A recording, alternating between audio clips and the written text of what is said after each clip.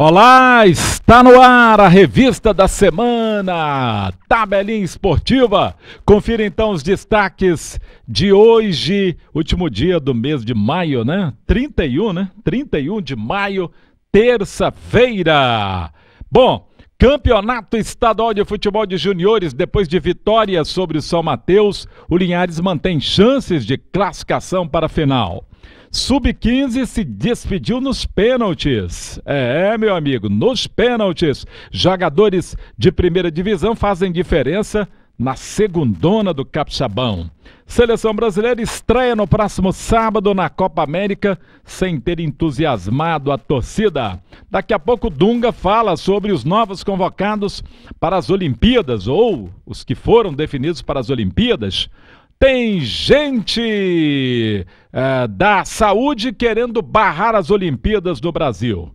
E os gols que contam a história dos cariocas na última rodada do Brasileirão nas primeira e segunda divisões do nosso futebol. Linhares no Campeonato Estadual de Juniores, a vitória do Real Noroeste sobre o Rio Branco por 1-0 no último final de semana ajudou o Linhares na matemática da classificação. É que o Linhares passa a depender só de si para chegar à final da competição. É claro que não é fácil. Tem que vencer o Esporte Clube Brasil Capixaba, em Jaguaré, aquele que jogava aqui em Linhares como Esporte Clube Linharense, e depois o Rio Branco. Aqui, superando-o no saldo de gols. Caso o Rio Branco também vença o São Mateus, fora de casa, né? O Linhares vem de uma vitória de 1-0 sobre o São Mateus, gol de Matheus Eduardo. Parabéns, Matheus, o filho do Valdemar. O Esporte Clube Brasil Capixaba joga contra o Linhares, vamos lá então, em Jaguaré, no próximo dia 13 de junho, horário 20 horas, estádio Conilon. Depois tem aqui, Linhares Futebol Clube Rio Branco, falta definir o local. Tudo indica que seja no campo do Vasquinho. Dia 18 de junho, vai cair num sábado, às 15 horas. Então o Linhares tem um tempinho aí para se preparar, para treinar. Jogadores, juízo, dormindo cedo, para estarem bem neste momento decisivo. Interessante que a equipe que apresentou até um potencial enorme foi a Sub-17. Aí ficou antes dessa final, mas é uma boa equipe. O Sub-15 chegou à final com vantagem, acabou perdendo. E o Sub-20 que vinha tendo problemas, principalmente alguns jogadores com alguns problemas de comportamento, atrapalhando um pouco o trabalho, está chegando, está tendo a grande oportunidade. E vencendo o Esporte Clube Brasil Capixaba e o Rio Branco não fazendo um saldo muito alto, dá para depois, vencendo o Rio Branco aqui, chegar à final. E aí, meu amigo, é Copa São Paulo de Juniores, caso fique com o título, né? Bom, o Sub-15 do Linhares Futebol Clube ficou com o segundo lugar no Capixabão da categoria. Depois de empate no tempo normal com o Porto Vitória, 1-1, gol de Ramon, perdeu nos pênaltis para esta mesma equipe no estádio Kleber Andrade, em Vitória, no último final de semana. No profissional, o Linhares, por enquanto, está no PT, né? Planejamento teórico, não se assuste não, para participar da Copa Espírito Santo, que vai começar no próximo dia 23 de julho. Procura-se vivo, parceiro ou parceiros, para que seja montado um time competitivo para a Copa Espírito Santo, que, dependendo das circunstâncias aí, pode até dar uma segunda vaga para a Copa do Brasil aqui para o nosso estado. Agora no esporte amador, no Interligas de Futebol Amador, o Estudiantes deu adeus à competição. Após a primeira fase, perdeu para o representante de São Mateus no último final de semana por 3-1. Na região da Grande Vitória, Desportiva e Espírito Santo se preparam para a estreia na Série D do Campeonato Brasileiro contra o URT e Caldense, respectivamente. No próximo dia 12 de junho, Dia dos Namorados. Bom, não há uma contratação de impacto. A Desportiva tenta confirmar agora, na capital, a permanência de Edinho, o Ronaldinho do Irã, para disputar a competição. Agora de manhã, o Desportivo tinha dado o ultimato para Edinho, para ele se decidir, fica ou não fica. A proposta já foi feita. Na Série D do Capixabão 2016, jogadores de primeira divisão, como Linharense e Ratinho, fazem diferença. O Ratinho fez um dos gols da vitória do Vitória sobre o Vilhavelense por 3-2 no último final de semana. A classificação para quem está no G4 está assim. Vamos conferir aí na tela? Em primeiro, Vitória, 27 pontos. Em segundo, Rio Branco, que é o de Venda Nova, 26. Em terceiro, Castelo, 22. E em quarto, o Tupi de Vila Velha, com 18 pontos.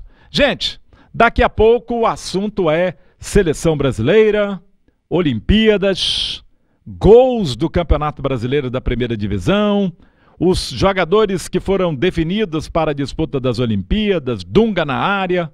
Aguarde, é só um pouquinho.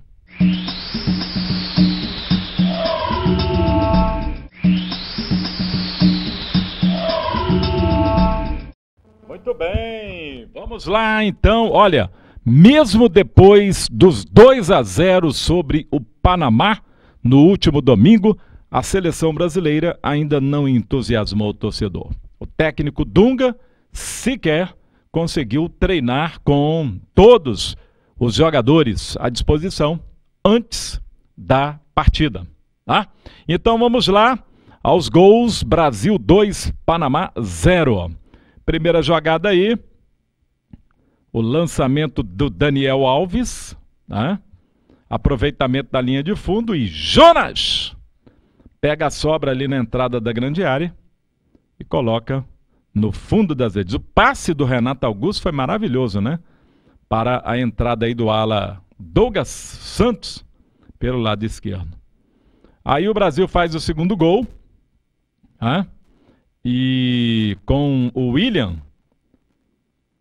Mas o que acontece? Depois o Brasil deu uma relaxada, né?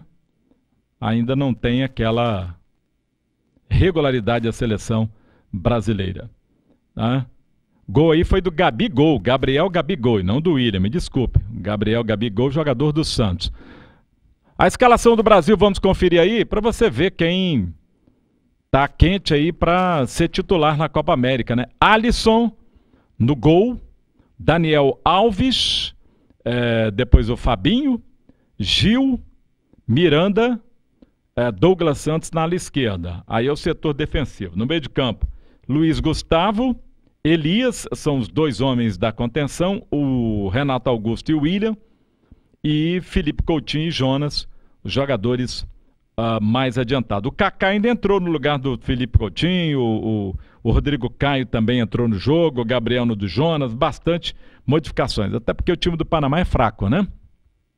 O que mudou na seleção foi esquema tático. Agora o Dunga, ele optou por uma marcação no campo do adversário, que se chama agora de marcação alta, né? E posse de bola. Esse esquema aí, na prática, só durou no início do jogo. Depois o time brasileiro não conseguiu deslanchar, mesmo contra um adversário fraco. Esse sistema também já é utilizado há muito tempo pelo Barcelona e pelo Bayern de Munique. Só que o Barcelona com mais entrosamento e jogadores mais diferenciados, né? Tecnicamente. Seleção de 82 já usava há muito tempo, seleção de 70. É por isso que o Guardiola, melhor técnico do mundo, gosta do futebol brasileiro. O Brasil já utilizou muito esse sistema de jogo, hoje utilizado muito pelos grandes clubes da Europa, né? Paris Saint-Germain está entrando nessa, entre outros. A seleção brasileira estreia na Copa América no próximo sábado, às 23 horas, hora de Brasília. Quer dizer, o jogo começa num dia, termina no outro, né? Aqui. E vai ser contra o Equador.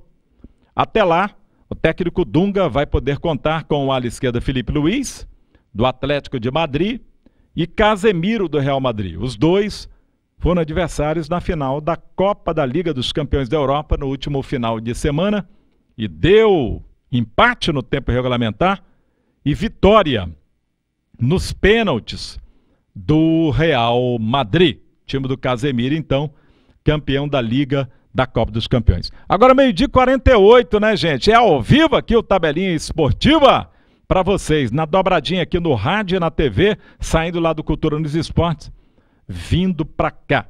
Gente, festa de gols agora envolvendo cariocas no Brasileirão da primeira divisão. Vamos lá. Ponte Preta 1, Flamengo 0. O Wellington Paulista de cabeça. Ele é muito oportunista, né? E cabeceia bem, né? No ângulo esquerdo, né? Do goleiro Muralha. Flamengo empata, jogada de bola parada, só que com gol contra do zagueiro, do meia Felipe Azevedo. Ele trisca de cabeça, né? E o goleiro não estava muito atento, dava para ele se ele tivesse mais atento. Quando o jogo caminhava para o empate, Jorge, que porrada, que pancada, gol bonito, né? Isso foi no final do primeiro tempo ainda, né? Foi no final do primeiro tempo. Depois o Flamengo segurou essa vitória. Quem pensa que por causa da vitória o Flamengo jogou bem, não jogou não. Não empolgou ainda o torcedor, ainda precisa melhorar muito o time do Mengão. Mas a vitória dá mais tranquilidade, né? Agora Fluminense 1, Botafogo 0. Olha a saída de bola do zagueiro Emerson. Sai, deixa no fogo. Aí o Douglas toma a bola e passa pro Fred. É o matador, ele sempre faz gols contra o Botafogo, né? Ele toca com categoria, tirando do goleiro, né? Agora, o que preocupa aí é o pequeno público para esse clássico, que é um dos mais antigos e tradicionais do futebol brasileiro. 4.550 pessoas no total e só 2.870, ou melhor, 2.880 pagaram. Observando o tamanho do estado do Rio de Janeiro, com clubes centenários e de vitrine na TV e da mídia em geral, proporcionalmente está até pior do que o futebol capixaba, meu amigo. Que isso. Agora o Vascão na segunda divisão. Do jogo Vasco 4, Bahia 3, o Nenê, mais uma vez foi o nome do Vasco e da partida. Primeiro gol do jogo, Thales aproveitou aí a jogada e de cabeça colocou no fundo das redes. Nenê cobrando escanteio, como sempre com categoria. E o Thales cabeceia, o goleiro rebate. Zagueiro capixaba Luan vai lá e estufazetes. Parecia que o Vasco ia golear, que ficaria fácil, mas não. O Bahia reagiu. Jogada pelo lado esquerdo. Danilo Pires empata para o Bahia. Isso aí aos 19 minutos do segundo tempo, né? Quando o Vasco já estava um pouquinho acomodado também, né? Aí Bruno Galo resolve colaborar. Meia do Vasco vai fazer o gol contra. Olha aí, a jogada. Que isso, Bruno Galo? Eu, hein? E aí, empate no jogo, rapaz. 2-2. Tá aí o empate. Aí o Vasco reage com Pikachu para Nenê, sempre ele, que golaço. Colocou curva na bola, aquela bola que vai saindo por fora, você vê ali, ó. Aí por fora e pegando curva. Fica muito difícil ali para o goleiro. 12h52 agora. Vasco fazia aí. Aí depois Nenê fez o quarto gol de falta. Que isso, rapaz. Olha. Força, precisão, pontaria, ângulo. Mas o Bahia desconta. Aí o jogo ficou meio que dramático no final, né? 4-3. Com o Bahia descontando o jogo aí. Vamos ver como é que foi essa história aí, ó. Que isso, rapaz. Foi sem querer. Foi o Bruno Galo, na verdade, que fez esse gol contra, não foi o outro, não, foi esse daí. Sem querer também, né? Ele nem queria bater para fora, não. Não sei o que ele quis fazer ali, não. Ele não queria realmente chutar para gol. Ah, ele bateu a bola no goleiro, ó. Ele bateu a bola no goleiro. Ele foi tirar, meio que sem convicção, e a bola bateu no braço do goleiro. Eu não acho que foi gol contra isso daí, não. Né?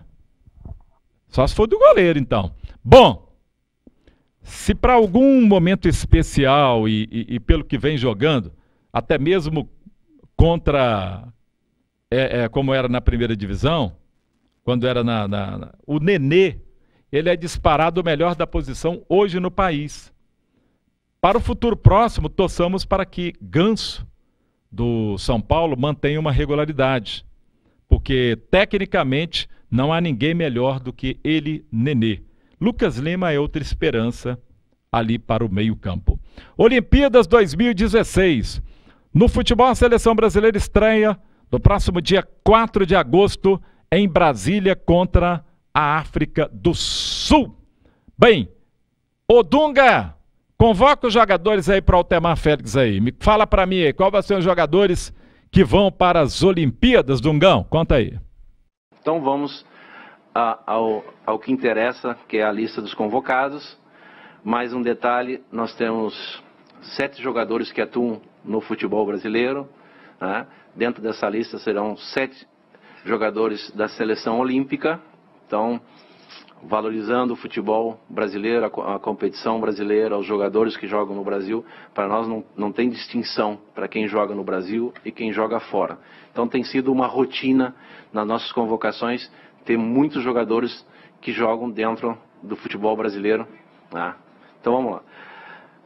Goleiros: Alisson, Internacional; Diego Alves, Valência; Ederson, Benfica; zagueiros: Miranda, Internazionale de Milano; Gil, Shandong; Marquinhos, Paris Saint-Germain; Rodrigo Caio, São Paulo; laterais: Daniel Alves, Barcelona; Felipe Luiz, Atlético de Madrid; Fabinho, Mônaco; Douglas Santos, Atlético Mineiro; meio-campistas: Luiz Gustavo, Wolfsburg; Elias, Corinthians; Renato Augusto, Beijing; Felipe Coutinho, Liverpool; Lucas Lima, Santos; William, Chelsea; Casemiro, Real Madrid; Rafael Alcântara, Barcelona; Douglas Santos, Bayern de Munique. Atacantes: Hulk, Zenit; Gabriel, Santos; Ricardo Oliveira, Santos. Esta é a nossa lista. Muito bem. Houve um pequeno equívoco aí, problema técnico. Essa convocação aí é para a seleção brasileira para a disputa da Copa América. Inclusive o Ricardo Oliveira, ele já foi cortado por contusão, né? Tendo sido substituído pelo Jonas, né? Está fora das... em breve, ou amanhã mesmo, a gente coloca já pensando em Olimpíadas. Aí o Dunga vai concretizar, tá bom? Desculpem, mas aí a gente vai em breve dar para as Olimpíadas, que aí certamente já tem um jogador garantido, né? É Neymar, que o Barcelona não aceitou ele disputar as duas competições, Copa América e Olimpíadas. Ele agora está de férias, né? Tá lá com a mulherada, todo dia tem foto com uma namorada diferente, vai descansar e depois vai se encontrar com o grupo para a disputa das Olimpíadas.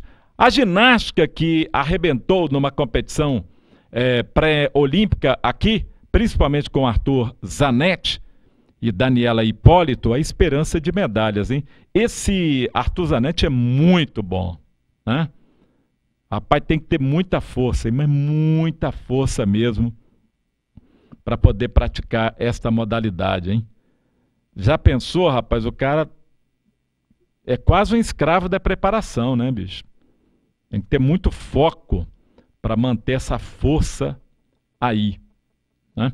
O que marcou nessas Olimpíadas foi a emoção de um comentarista, né, irmão da Daniela Hipólito, Daniel Hipólito, que esteve lá comentando numa emissora de televisão e comemorando a medalha da irmã de forma entusiasmada, né? É isso aí, Brasil firme também na ginástica nas Olimpíadas. O que marcou na revista da semana foi que 15 cientistas de vários países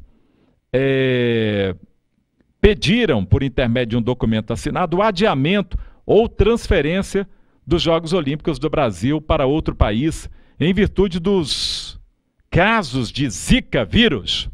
Eles assinaram esse documento encaminhado para a Organização Mundial de Saúde, estudiosos até das universidades de Harvard, nos Estados Unidos, e também da Oxford, no Reino Unido, estiveram juntos aí nessa reivindicação. Mas a Organização Mundial de Saúde, a OMS, disse que as providências preventivas estão sendo tomadas e os problemas podem ocorrer independentemente deste evento aqui no Brasil.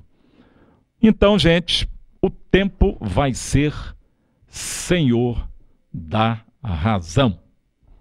E essa razão aí está me dizendo que o Brasil vai ter muitas dificuldades na Copa América, mesmo que alguns adversários também não estejam focando tanto nesta competição. Alguns não trazendo as suas bases principais, mas o Brasil vai ter dificuldades.